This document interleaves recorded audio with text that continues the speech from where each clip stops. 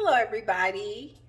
Good evening, good morning to some of you, good afternoon to others of you. I am Tanika Cord, and I am here today just to share a few words of inspiration, a few words of enlightenment, a few words to encourage you on your journey of recovery to wholeness. And today I want to just talk about your greatest power. Recently, I was having a conversation with someone. I was recapping a conversation or a session that I had with someone because I am a certified life coach and I'm also a certified psychiatric mental health nurse. I know the word psychiatric or the term psychiatric can sound like crazy or it can sound like insane, but I'm truly passionate about the area of focus within nursing, my specialization, which is mental health. Some people now call it behavioral health or behavioral care. And I like that it's growing that connotation, even though I'm not going to speak about that right now. I sort of like that it's growing that connotation because I feel like we're getting closer and closer to, well, anyways, I won't talk about that right now. But what I want to talk about is your greatest power. Your greatest power. Your greatest power. I was having a conversation with someone and they were saying how they are not going to forgive a loved one or they're not going to forgive someone that caused an offense towards them.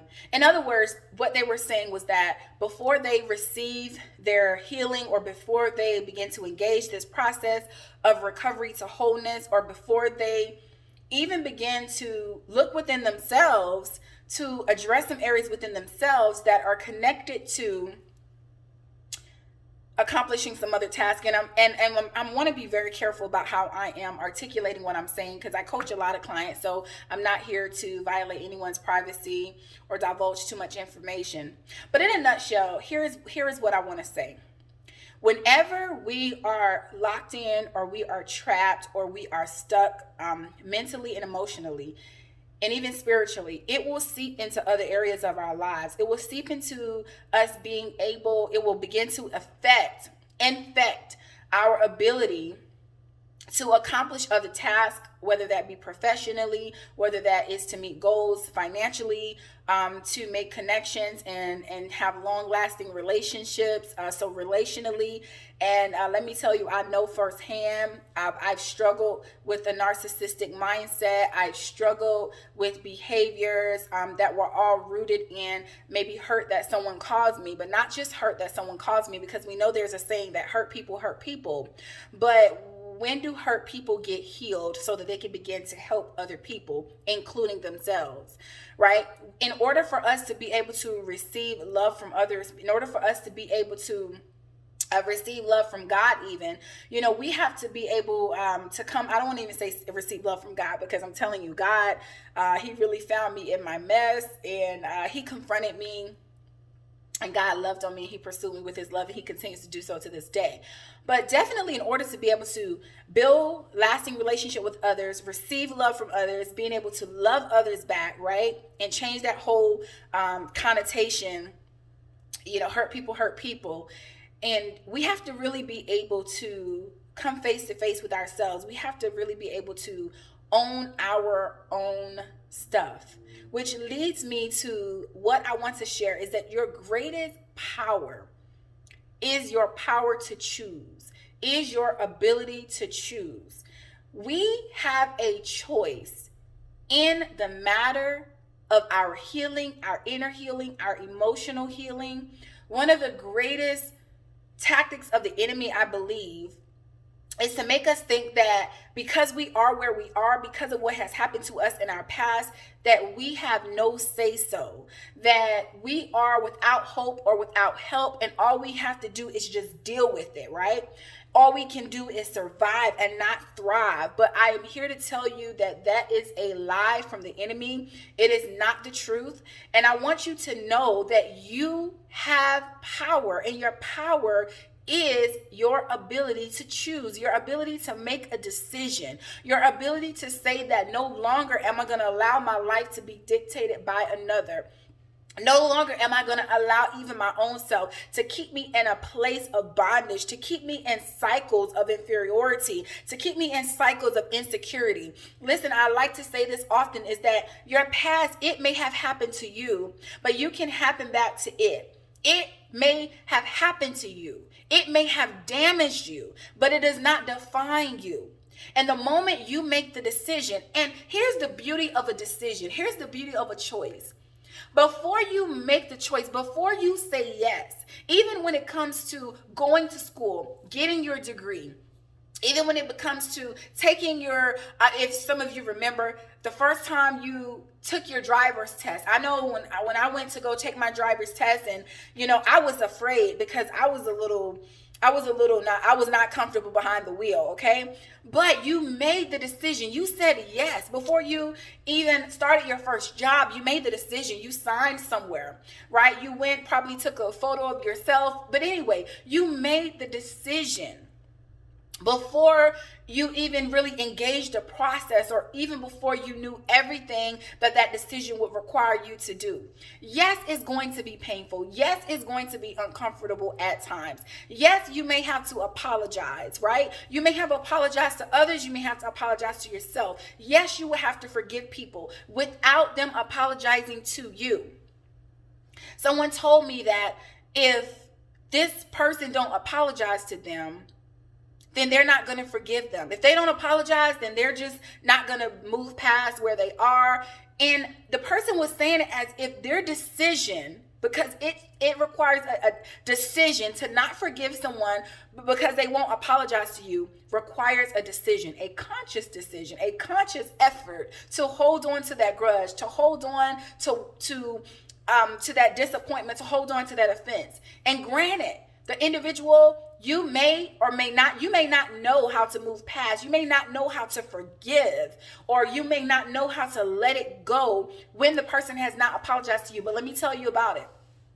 It's going to first require you to make a decision. In fact, forgiveness is a decision. Reconciliation is a process. And if you are at odds with someone, or if someone hurt you or offended you, you desire to still be in that relationship, you desire to still have more than what that person desires to have with you, that requires reconciliation. And while forgiveness only takes you, reconciliation takes two. And if they don't desire to reconcile with you and work things out with you, then you cannot hold them for that, because people are people, and people want to protect themselves, and people want to do what's healthy for them and do what's best for them. And so you can't hold them. But let me tell you what is a process, and what is a part of this reconciliation process that you would need to engage. And that is being reconciled to yourself, being reconciled to the original you, being reconciled to a beautiful you. Many of you know I am author of a book called A Beautiful You, Learning to See Yourself in the Eyes of Your Creator, being able to get down to the most authentic part of who you are and who God created you to be before you started going through all these different things. And so what it's going to take, it's going to take a decision, y'all. It's going to take you taking back your personal power to choose and say, you know what? Even if something happened to you when you were younger, I had things, many people know my story. I've shared my story. I had things that happened to me in my youth, things that happened to me at an age where I did not have the ability to say yes or to say no, where I did not have the ability to choose. But here I am now, 33 years old. And when I was probably 25, that was when I first remember making the decision and saying, you know what, I am not going to allow. Actually, it wasn't just me making the decision, but I really had an aha moment with God where he really pressed upon my heart that you have to make a decision. You have to choose to live your life. You have to choose to let them go, let him go, let her go, right? Because you're going to be responsible for you. As you continue to live your life, as you continue to go from one age to the next age, go from one milestone to the next milestone, you are going to have to take personal acceptance, personal responsibility for your own life. And so it's important for us to go ahead and take inventory now and go ahead and determine that I'm going to make the decision. I desire to be free. Many of us desire to have peace. We desire to have wholeness. We desire to be happy. We desire to have joy. We desire to travel. We desire to have liberty and freedom. We desire to have more friends. We desire a mate. We desire to date, or whatever it is that you desire. But let me tell you, your desire is going to require a decision. It's going to require a determined and a made up mind that you are not going to allow anyone else to dictate your life for you, but you are going to dictate by making actions, by taking action steps, by confessing out of your mouth that I forgive, I release, I let go. I'm willing to pursue the process. I'm willing to do what is necessary so that I can get to my next level of breakthrough. I'm willing to look inside of me and not be afraid to face my own junk in the trunk, skeletons in the closet, whatever it is. And for whoever is listening, you may need to get with God. You may need a counselor. You may need a therapist. You may need a coach. You may not be able to do this alone. But I want you to know that the ball is in your court. If you don't make a decision, how can you make a change?